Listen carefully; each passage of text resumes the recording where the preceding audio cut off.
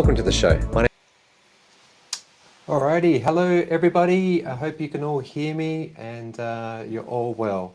Hello, and maybe just give me a little comment down there to let me know that everything is all well. There is about a 10-second delay between me doing this and the YouTube live feed, so I'll just wait for that. Thank you, Deb, and thank you, Scotty. Excellent. All right, well, here we are. It's Wednesday night and it's 9 p.m. and I want to thank everyone for joining me. Really do appreciate it. And, if you haven't already, you know what you can be doing. Definitely thinking about subscribing, maybe joining as a YouTube member or on Patreon, and you get stuff that you just don't get here on YouTube. But also, have you purchased tickets yet to Fully Charged Live Australia? Because I'll be there in person. I'll be on 2 different panels and I'll be covering the event. And if you use my code, I'll put it in the description beneath when we finish this video. You can save yourself 10% by actually using my code. So it'll be awesome to see you guys there, and it's going to be a fabulous event. There's going to be obviously lots of different brands of electric vehicles there. There's going to be e-mobility like scooters and what else? Chargers and solar and what you name it, and a lot of industry heavyweights are going to be there, as well as everyone's favorite Robert Llewellyn from Fully Charged, and a lot of other folks. So again, look to after the video for that link to save yourself 10% on your tickets. Okay, so today hopefully it's going to be a short episode, and we're going to be covering off just 4 different things, and that's around some changes to charging pricing in Europe for superchargers. Then we're going to talk about the Tesla connector, because I think that's a worthwhile conversation. I put that up on the my community feed recently, and there were some interesting comments from that, so I thought we'd sort of break it down and delve into it a bit further. Then charging etiquette. This whole thing's going to be tonight about charging, it seems. And finally, I'll cap it all off with a High Court update. So without further ado, I think we should be getting into it, right? And, if you're new to the whole electric vehicle community, welcome. It's great that you're here. And look, there's things to learn about when we just do charging, okay? And worldwide, there's a bazillion charging companies, and there's lots of different ways you can charge your electric vehicle. But just recently, like it was just yesterday, Tesla introduced in 14 European countries peak and off-peak supercharging rates. And with thanks to Twitter user Felix Arthur, he found on average peak times, they've got this new sort of peak pricing model, an off-peak model, between 4 and 8 p.m. every day, and obviously off-peak all other times. Tesla has increased the price by 20 euro cents. And it's in a move that I think actually is good for those who can obviously charge in the off-peak window. Tesla has actually reduced the price per kilowatt hour by 10 euro cents. And he goes on to talk about a monthly membership program for like non-Tesla owners, and that was touted long ago, and I don't think we've got that here in Australia yet, because it's designed for people who don't have Teslas, and it actually decreases the charging cost to the same price as a Tesla owner. Now that's not a bad deal when it comes to like almost like 13 euros per month. And look, Tesla is one of the more expensive charging companies in Australia that you can actually go and use right now. You will pay, if you top up with a Tesla at a supercharger, 65 cents per kilowatt hour, which for the most part seems high compared to pricing that we pay at home, say, but also compared to charging like other charging operators who have, well, obviously less. And you can see here from this slide that if we went with EV or ChargeFox, they're basically the same. So to define for those who might not understand what rapid is and what ultra rapid is, these companies define rapid as like at 50 kilowatts, at that sort of lower end of energy flowing into your car. It's about the speed you can get energy into the car. The higher your kilowatts, the faster you get your battery recharged. So they start at 40 cents and they go up to ultra rapid, which I think kicks in pretty soon after, like 125 kilowatts upwards, at 60 cents per kilowatt hour. And so if let's say, you did the same thing at Tesla, well, they don't really differentiate between, like rapid and ultra rapid. We know if you're in the Tesla community, there's actually V2 and V3 Tesla superchargers, and that's the difference in speed that they can actually charge at. And there's also V4 just around the corner.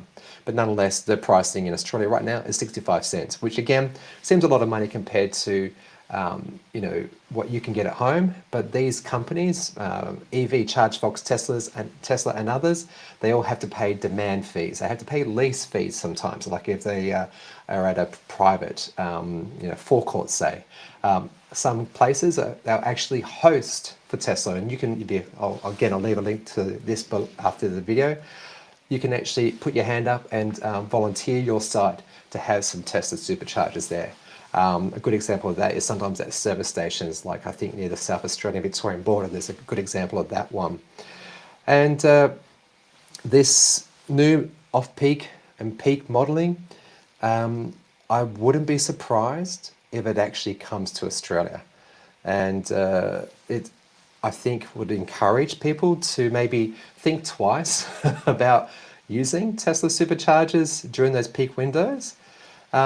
Which is probably then a really excellent sort of question for you guys, is that if this was the case and you drove a Tesla or you were a member of Tesla, with that charging membership, would you avoid them knowing that you would be paying, let's say, 75 cents, 80 cents per kilowatt hour compared to the other guys who are 60 cents per kilowatt hour? And I should point out, by the way, some companies like ChargeFox, if you're a member of, say, RACV or RACQ, one of those motoring clubs, you can actually get 20% off that price again. So it's even cheaper. So 75, 80 cents per kilowatt hour for Tesla, and 50 cents, 45 cents for the other companies. So yeah, look, if you're a YouTube member, or if you're a patron, I'll do the priority for the answers or questions or comments that you may have there. And I think that,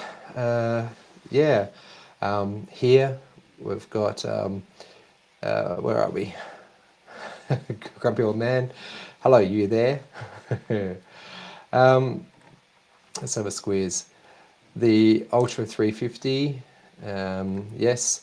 At the moment, the fastest ultra rapid chargers in Australia are 350 kilowatts. No car I know can actually get to that speed. Theoretically, they can. So the Porsche Taycan, Ioniq 5, and Kia EV6. That's because of the 800-volt architecture. They claim they can go that speed, but they don't. They go about 220. That's still crazy fast. Don't get me wrong, but it's just not there yet. So like noted here by Michael. Hi, Michael. I too have had a pretty good charging experience with ChargeFox, and a good point to make is that with Tesla, they report on this in their quarterly statements, that the supercharger network worldwide is at 99% always running. I've got a rapid charger just near me here in Water Gardens. I'm in northwest of Melbourne, and I guarantee you that every other time you might want to go there, one of them is broken or offline, or just, who knows?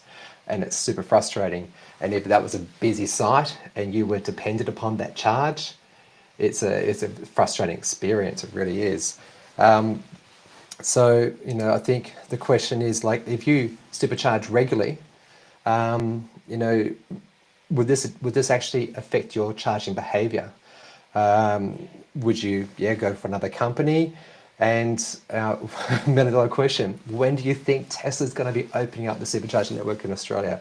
Because here it's a lot easier for them to do so, because not only do they have the legacy Tesla connector, which we'll talk about in a minute, but also got the CCS version 2. So no matter what car you drive in Australia, except for obviously Chatamo, if you've got a Nissan Leaf, you can use Tesla superchargers if they open up that network. I think that until we get better spread of chargers in Australia, the better off we'll all be, obviously, and it'll be great to see Tesla join the foray in this. Now, New South Wales recently, with the funding round to actually do more on that supercharging highway, so they've announced something like, well, was it 70 or 100 different sites? Tesla was one of the successful bidders in that process, and they have to open up the supercharging network as part of that deal. So it's going to happen, but that's downstream, it's further away. Whereas right now in Europe, it's already happening. Some places in America, it's already happening. And be fascinating to see when it actually comes here and what that's going to look like.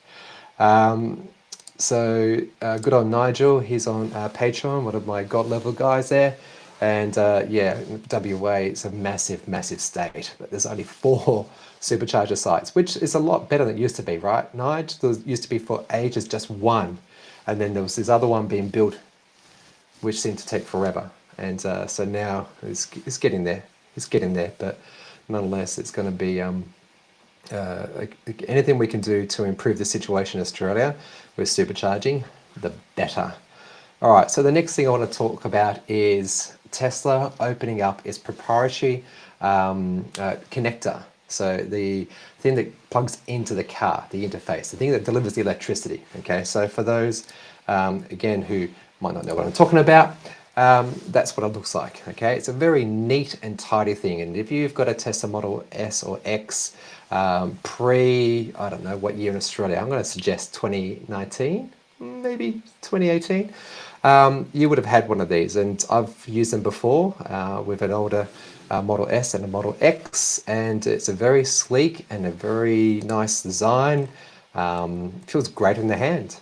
And so just going back on where we started today, I posted the story about Tesla opening up this proprietary charge connector to the world. They've actually opened up the patent. So if you're a company, say Aptera, that's a company who's asked Tesla for this, you could now actually use it.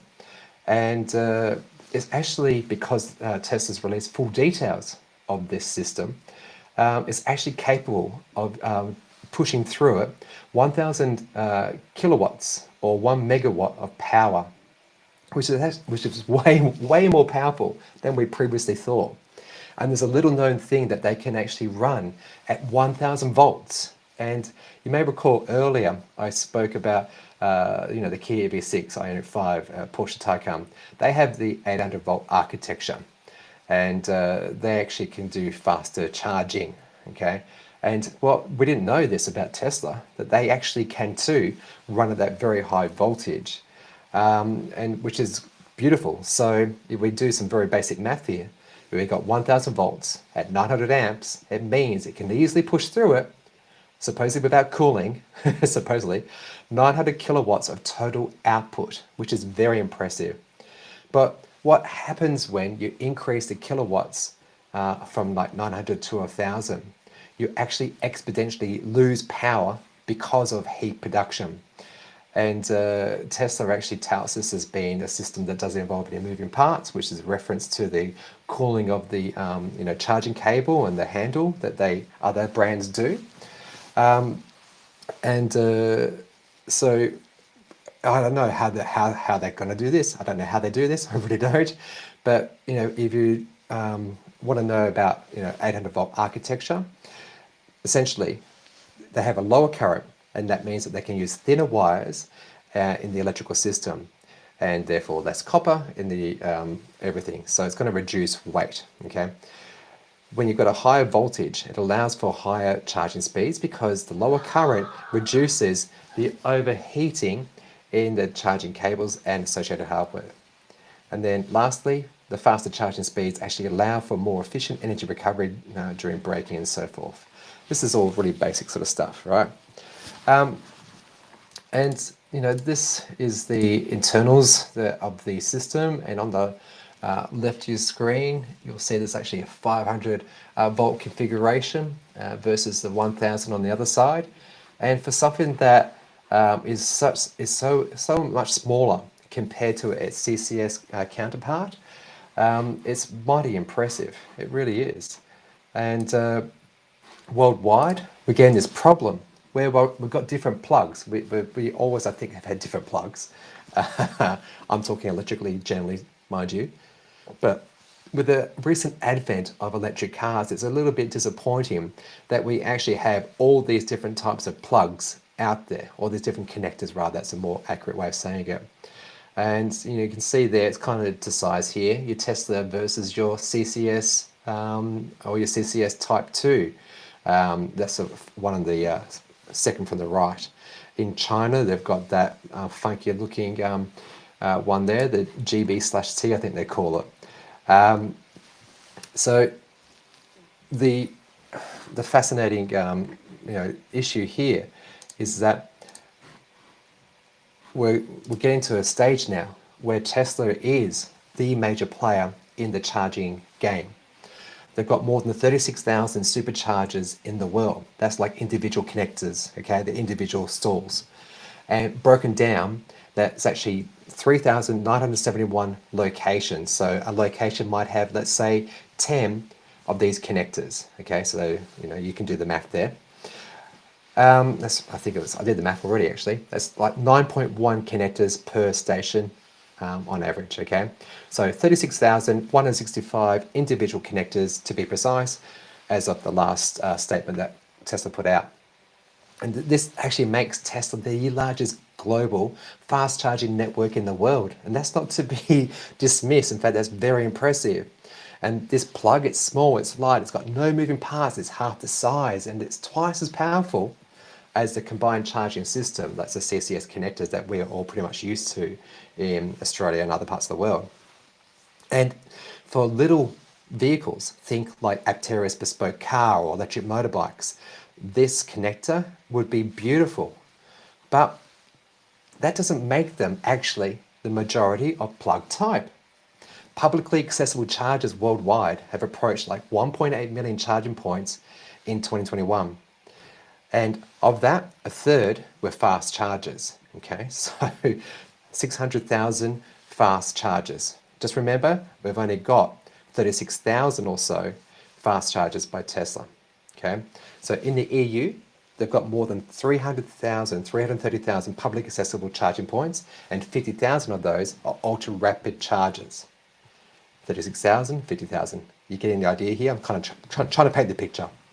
China, they've got a total of 1.42 million public EV charging stations, which includes, get this, 613,000 DC fast chargers. That boggles my brain. And then finally, just, because we need to, United States, and hi Kevin, I see you there in the comments, mate. Hope Florida's all nice to you and stuff. In the United States, it's actually the second largest in the world, and it's actually got 113,000 charging stations, and of that, 21,000 are fast charging capable. So again, we need to keep recalling the numbers that I spoke to earlier. So Tesla, 36,000 in total, all around the world. That represents just 5% of all chargers, all rapid chargers worldwide. Now, why would Tesla be making this change and making it publicly available and trying to tout it as the North American standard, which they're actually selling it as, by the way? For those who might not know, they actually joined Charin Industry Group back in 2016. And the Charin Industry Group is actually the people responsible for the combined charging system, the CCS system. And that plug is actually widely accepted and commonly used in Europe, Asia, Australia. And definitely way more interesting here is that because Tesla's been part of that group for so long, they actually were integral to making it the default standard for trucks. So the Tesla Semi, oh my God, I can't talk. The Tesla Semi truck that's coming out, that has got the brand new CCS Mega Charger connector. And Tesla has been part of that group since 2016. And that connector, which you can see here, is actually by CCS, okay? So I'm kind of at odds, I'm at a loss as to, why they open up this plug to the world. I think it's a little bit too late if you ask me. And so just for specs, by the way, because I found this interesting. Charin says that the megawatt charging system is designed for a maximum current of 3,000 amps up to 1,250 volts, and that means a potential of 3,750 kilowatts of peak power deliverable to the vehicle. So, I don't know. What do you think? Why is Tesla now making this open? It's too late, I think. They should have done this back when they introduced it for, I think, the Model S, because they had a unique bespoke one for the original Roadster. Then they introduced the Model S, and that's when they got this lovely connector. And as Elon said, it's elegant and it's very sophisticated, and it can do bi-directional if the car actually supports it with the actual the stuff inside of it. But they don't. Tesla doesn't do bi-directional stuff at the moment. So think vehicle to load or vehicle to home, so you can power devices with your car and that big battery. And you know, car makers, they've already invested all that research and development into making the CCS plug and connector standard across the industry. So, you know, think about the dozen different legacy automakers who are now doing electric vehicles, and they've already gone down the path of CCS. You know, the lovely solution that Tesla has is lovely, but again, it's, I think, 7-8 years too late. What do you think, guys? I'd like to know your thoughts, because this is, you know, going to be, I think, yeah, good point, Michael. This is the beta, you know, versus VHS thing all over again. I had a friend who had a beta at his place, and I had VHS at my place, and we argued constantly, because, you know, I'm the geek, about this, about, you know, which was the superior thing. And it's kind of sad that we've got all these mixes of different type of connectors and so forth. And you know, we could have, I think, had a really elegant solution provided by Tesla, it turns out. But where were they? You know, for many a year, Elon's spoken about, you know, making things public accessible and not actually, you know, keeping this to themselves. And he wants the world to be a cleaner and greener place and move us all to sustainable transport. But it's 8 years too late. It really is. I think, you know, if we could rewind time, that'd be lovely. There are too many CCS around to be pushed out. Yeah, definitely. You know, mention that. So I think we've already gathered from the numbers, right? Basically, the Tesla connector only represents 5% of the world, and the rest of them are all either the Chinese one, because that's a majority, let's face it, but then the other majority is actually CCS. So it'd be madness to actually say to everybody, actually, you know what, this new North American standard, as aka the Tesla connector, you need to actually all adopt that now. And people were like, oh, hell no, I'm not going to do that. It's, yeah, definitely. Tristan, definitely too late. A long time ago, indeed. Indeed. All right, moving on and staying the subject of charging, because, you know, I had a bit of a rage on the weekend, and I have been posting on social media about it ever since, and I thought I'd like to ask you about a potential campaign. So let me set this up for you, and I'll try to be as brief as possible. We all dislike when we go to charge our electric vehicle when we're out and about, that a petrol car, a diesel car, is parked in a charging bay, okay? It's called iced. That's what we affectionately call it normally. So internal combustion engine, and they're parked there, and they're actually blocking access to something that's akin to a petrol pump, okay? And this, unfortunately, isn't actually reserved for people who drive internal combustion engine vehicles. No, unfortunately, we also have some buffoons who drive electric vehicles, and they will just park in an electric vehicle parking charging spot because, well, it's got a label on the ground. They go, well, that's an electric vehicle. I drive an electric vehicle, and I'm not going to charge there. Okay, and so I was at the pool with my kids, and it was at the Brimbank pool just near me here, and there was this Tesla Model 3 there, and it was parked in a electric vehicle charging bay. And this, mind you, is they're brand new, and there's 3 bays, and they're right by the entrance. Surprisingly, we're not ICE, but did have a Tesla Model 3 there who wasn't plugged in and wasn't charging. And I took a photograph, and I thought to myself, yeah, I need to actually do some education and stuff around this, because it didn't make my blood boil, but it disappointed me that someone did that. Because there was actually myself and two other cars in that car park who were all electric. And that day I took the MG. There was two other Teslas in the car park, and they all did the right thing, except for this one person. And so when I posted this on social media, I was like, this is something we don't do. Okay, you charge your car, you move. If it's broken, you report it, and then you move. Okay, you don't sit in a charging spot. It's just bad etiquette. So if you don't already, maybe consider yourself getting PlugShare. Also, another thing you can do is Plug Me In. There's an app you can download. You provide them with details, and then people can put in your rego and or your location, sorry, and it will say, okay, this person can be contacted. It does the messaging for you, so it acts as a third party. So you can let somebody know, hey, I need to charge my electric vehicle. Do you mind coming back and maybe letting me do a quick charge? That sort of thing.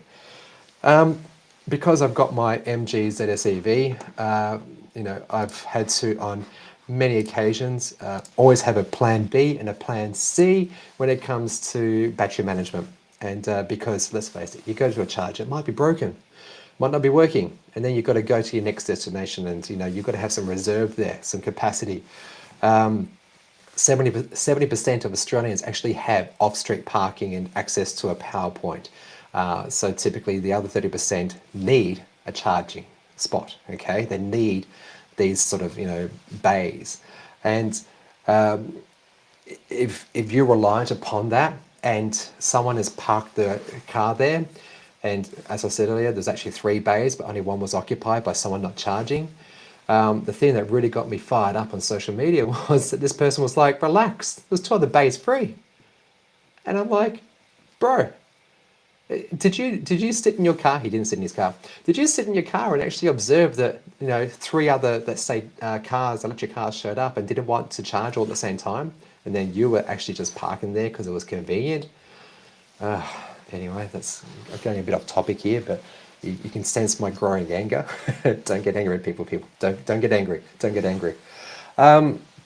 So etiquette means that we move our cars. Etiquette is that we charge to 80% and move on. Etiquette is that if it's broken, you report it, park elsewhere then. Move your car after you charged. Never park in a charging bay. Some people I know have actually got cards that they put under the windscreen wiper, and it's a little bit passive aggressive if you ask me, and others will say, don't touch on another person's car. I kind of agree with both, to be honest. I'd much rather speak to the person, and that's what I try to do with this YouTube channel. Educate and inform. Educate and inform. You could shame them on social media. I blanked out this guy's rego plate on the 2 different forums I was on. Just, to, again, save face for this guy, and it's a teaching opportunity. I didn't want to, name and shame, so to speak. But also in Victoria, and I think it's in Queensland, I might be wrong, correct me if I'm wrong, you can actually do a reporting system where you can notify the council that someone's parked somewhere where they shouldn't have. And in Victoria, that fines anywhere from like $100 something up to $330. So guess what I did? I reported him, because what I could gather from the conversation from some people in these social groups is that they think it's perfectly okay to do this because they own an electric car and no one else needed it at the time, which is just baffles the brain. It just, I can't get that. I mean, what if we all, as electric vehicle drivers, went to a petrol station and did this and parked our cars and left them there? Do you think there'll be an outcry? Oh my gosh, there'll be an outcry. That would get onto the Herald Sun in a heartbeat, wouldn't it? But what I was thinking was this, is that instead of doing that sort of behavior, because 2 wrongs don't make a right, you don't just go and do that just to try and make a point. It could be a fun video though. Definitely could be a fun video. And this is my question to you. Like, if you live in Melbourne, with permission, of course, from a service station owner, and might we do the same sort of thing and we do a video around it? We only do it for 5 minutes, and we'll get some true candid shots of some, people who drive petrol and diesel cars, and we do the analogy for both camps here. For people who drive electric vehicles, you wouldn't do this at a petrol station. So you do not do this at a electric vehicle charging bay. It's not a parking spot. Do you think is that a good thing to do? Should I try approaching Shell, say? That's actually the ones who've got the electric vehicle charging near me. They might cooperate. It could be a fun video to do. I would feel the absolute pressure of trying to get these responses of people just looking on going, where are they all going? They're all going to water gardens? They're going to the shops? How dare they? So yeah, let me know your thoughts. Let's go through some of them now. What we got here? We've got some conversation around, some different, charging infrastructure in them. So BP is one of them, Shell's another, Ampol's another. So it's great to see them join the bandwagon. Are they greenwashing? Potentially, but they can see the writing on the wall. Petrol's going to go down. Internal combustion engine bans are going to happen 2025, 2030, 2035, depending on where you are in the world. And we all have electric vehicles in the future. So these guys are just getting ready for the next phase of their business, aren't they? So I'd be love to see him too. And I think that's, I want to say it was Rob, but it's not Rob. Hi there. It's the first time I've ever reported somebody. And it felt a bit petty, to be honest. But just, having seen some of the reactions in the social media group by people saying it's okay, it's not okay. And so if that's what I'm seeing, then more than likely this person's not going to change unless they get that fine. So I really do hope they get that $330 fine. What we got here from Michael? Parked at a petrol Bowser once to fill up a can of petrol with my mum's whippersnipper. Felt weird and smelly. This is coming from someone who's obviously been driving electric vehicles for a while. And last year I got rid of our petrol mower, and so we've got all electric stuff now. And it is a great feeling to not actually have petrol at all. It really does. I think, doing a video whereby we actually ask people for, what's their opinion and what would they do. And I'll be curious to see, because I don't think people who, remembering we're early adopters, I think people who watch this channel are definitely early adopters. And, I think we've got all this knowledge that, most people actually don't have yet. And they just, maybe they would actually get it. I'm understanding people here. So, yeah, I think you're right. It'd be interesting to see them. I've got ego stuff. You can't beat ego, can you? You really can't. So anyway, look, put it down in the comments because this video will be available after this stream's finished, obviously. And if you're watching it, let me know now if you would be interested in actually doing a bit of a meetup. I'll get permission first, and it'll be a quick little video because I don't want to actually put people out very much. I just want that reaction. And then I'm going to put that on all the social, media channels I can. And I'm going to put it on all the forums I can. And then hopefully, just hopefully, these little fools will understand that doing this is akin to parking in a handicap bay. Just because there was no one there then doesn't mean there's going to be someone there in the future. Just don't do it. Don't do it. And howdy to Electric Car Australia. Nice to see you there. All right, so now for the fun bit. We've got a bit of an update on the High Court challenge. This is our constitutional challenge that's going to be heard in the High Court of Australia about Victoria's world's worst tax. That's the electric vehicle tax. And, to date, more than 700 people have contributed more than $51,000 to our fund to help our legal costs with this, because this is going to go to the High Court of Australia, which means you need barristers, lawyers, and time. And, for the last 2 years, I've actually been involved with this project, myself and Kath. So we're the plaintiffs. So myself, I'm representing the electric vehicle owners, and Kath, she's doing the plug-in hybrid vehicle owners. So if you don't know, if you're new to the channel, subscribe, thanks. in Australia, in Victoria right now particularly, it costs me per kilometre driven 2.6 cents, and if you're a plug-in hybrid vehicle owner, it's 2.1 cent.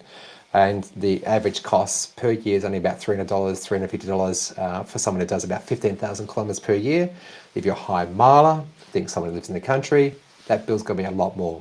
You're going to do a trip around Australia, it's going to be astronomically more. And it's a poorly executed tax. It's a very poorly timed, more importantly, when we're in this early phase of adoption. This is putting the brakes on electric vehicle uptake, because people go, well, geez, electric vehicles are already expensive, Chris, and you've got to pay a tax on that as well, like an additional cost. No thanks, no thanks. And the Victorian Government has said that, oh, we're going to actually build roads with this and electric vehicle infrastructure, which they're not. It's just going to consolidate the revenue. It's just all put on a lie. And it's very disappointing that the government, who have actually been quite good in the renewable space, they've spent more than, I think, almost $2 billion now in this last 4-6 years on renewable projects, and to do this little petty measure for only several thousand people, and to create this inequity on our roads whereby someone who's driving an electric vehicle is paying more than someone who's driving a petrol car. One is actually making our environment so much better, quieter streets, cleaner air. The other one's actually, causing brain damage and, asthma and stuff like that. And, I come at it from a health perspective because of my nursing background. And this is just it has been dubbed the world's worst tax by the boss of VW Australia, and rightly so. It's not the thing to be doing. I'm all for equity and fairness, sure, but this tax doesn't address that in any way, shape or form. It's administratively clumsy. You have to take a photograph of your odometer and declare it. The price changes every financial year. So if you actually have your rego due December 31, half of your year is going to be averaged out. So the analogy there I like to say is that, let's say you don't use your car for 6 months and you drive 1 kilometre, and for the first half of the year, the second half, they're going to average the price across the total thing. It's just so bad, so very, very bad. We've had a few steps and a lot of paperwork flying around everywhere. Obviously, being the plaintiff, I can't share too much in that space, but nonetheless, really fascinating thing that occurred after we lodged this with the High Court of Australia over a year ago. Yes, folks, it's been over a year. Was that New South Wales, then Queensland, then South Australia, then WA, Tasmania, then the ACT and the Northern Territory, all of Australia, all the Australian states and territories, all put their hand up in support of Victorian Government and actually became interveners. That's a legal term that they use to say that we support you, Victoria, in doing this, because they too have legislated and got their own little things together. South Australia, just for context, did have an election and the government put it to a side, but they're actually still interveners. New South Wales, you're next. Queensland, you're next. WA, you're next. You get the idea, okay? And I was really shocked that ACT, another part of Australia, which is doing amazing things around going clean and green. They've done their very first power purchase agreement for renewable power for that area. It's a 150 kilometre sort of area, where that's where power materials are, by the way, federal government. The power is, in theory, 100% green. They're actually doing these power purchase agreements. So, they're taking energy from here, there, and everywhere. It's a paper movement thing, but nonetheless, they're doing the extra. They really are. And this government, actually, the ACT government said, yeah, but we actually want to tax EVs too.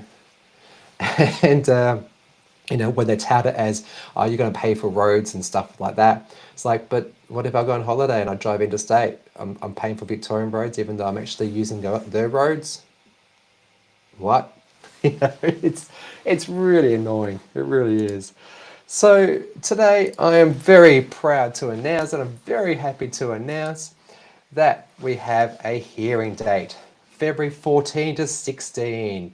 Everybody shout, yay! So, guess what?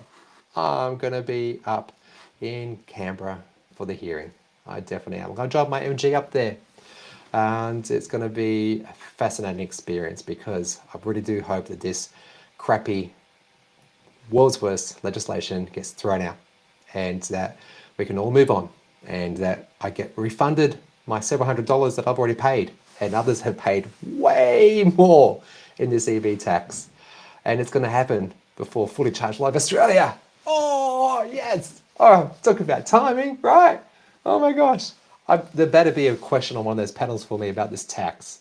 There better be a thing about it. Oh, so I definitely oh, happy Valentine's Day. Oh, Michael. Okay. Yeah, I get it. It's going to be fascinating, but absolutely. Finally, I can't, yes, absolutely. It's been a long time in coming. We have, backwards and forwarded with the Victorian Government and there's other governments. There's actually been some peak industry bodies who have actually put their hands up in support of either us or actually the defendants, the Victoria. And it's divided Australians who don't actually understand our taxation system. People believe our roads are paid for by fuel excise. They're not. They're not. That just goes to central revenue, and the fuel excise hasn't paid for our roads since the 1950s. Get over it, folks. Move on. And this, I hope this will be successful, because it needs to be gone. It really does. In our corner, we have now the federal government who's supporting our case. Oh, got a mosquito in here. And we've got some great barristers, great lawyers. The equity generation guys have been supporting Kath and I through all this, and sometimes interpreting these legal papers for us, because they're very long, they're very boring sometimes, and it's all about this case versus that case and facts of law and previous rulings, and this is a tax and this is an excise, this is a duty, and defining, differentiating those sort of things. And I can't thank David and the team over there, Equity Generation, enough. They're great. So it'd be good to see them in person, because I haven't seen them for a good 6 months now, because of we're all busy. But I'll be up there in Canberra in the public forum area, where the public can actually sit in the High Court of Australia. And I'll report from there. It'll be great. Believe the media interest will peak then on the very first day, and it will peak at the final, when they the judges, they'll say, here's what the deal is. And Victoria has done something that's unconstitutional. They can't have charged for this tax, and it gets thrown. Yes, good, fantastic. So let's all just hope for all the best for that one. So, you got any questions you want me to put on there? So thanks, Deb. How much in EV tax to get to Canberra? I don't know. Canberra's 600 kilometers, right? Yeah.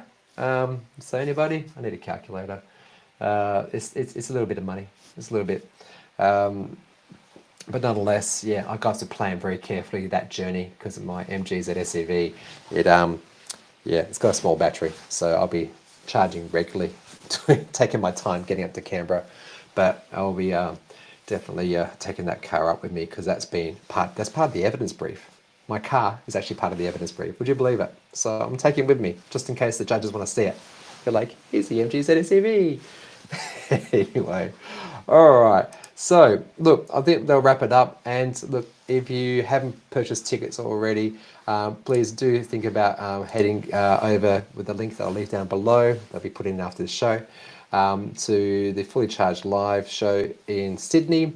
That's going to be March 12, 13, isn't it? I can't remember. Yeah, something like that. There it is, 11 and 12. My bad. I booked my tickets and my accommodation already, and I will definitely be there. I'll be covering it in full, and I'm going to be on 2 different panels talking about different fun things. So if you see me, don't be shy. Seriously, come and say hi to me. I don't bite. I might smell, but I don't bite.